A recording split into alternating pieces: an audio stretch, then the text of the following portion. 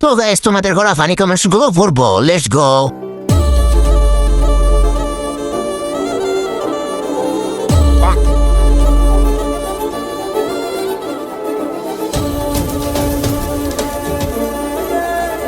क्या माल है यार।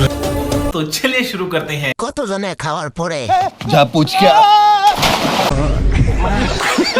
আচ্ছা তাই এই খাবার আপনি নি খান ভাই, এই গাড়ির মালিক আপনি জিতছেন ভাই।